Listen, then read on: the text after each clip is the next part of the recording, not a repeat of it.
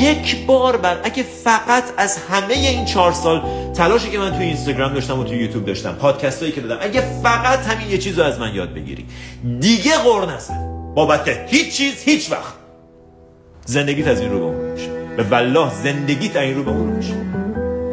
تحقیقات علمی ثابت کرده غر زدن خنگت میکنه، غر زدن ضعیفت میکنه. غر زدن نشون دهنده اینه که من عرضه زندگی کردن ندارم، من بلد نیستم زندگی کنم. آهای آدما، من بلد نیستم. شماهایی که غر نمیزنین به این معنی نیست که زندگیتون بهتر از منه، به این معنی نیست که مشکلی ندارین، به این معنیه که شماها یاد گرفتین زندگی کنین، من یاد نگرفتم، بلد نیستم، من ناتوانم در مسیر زندگی.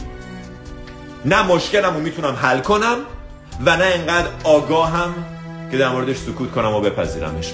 به جاش غر میزنم، نگتیویتی پخش میکنم. بفرمایید این گنده بو مال من از طرف من به شما. ببین چه خبره در مورد مسائل اقتصادی سیاسی. بعضی موقع مهمونیای ما بو گند غر میده، همه نشستن دور هم دارن از شرایط اقتصادی و سیاسی و همه ماشاءالله وضع خوب پولدار، پلومرغ رو میزه و ترچین رو میزه و سالاد خوشمزه و ظرف آجیل و میوه رو میزه، ولی همه دارن غر میزنن. غر چی میزنی؟ خندت کو، رقصت کو، آوازت کو، دست دادنت کو، قدردانیت کو، لبخندت کو.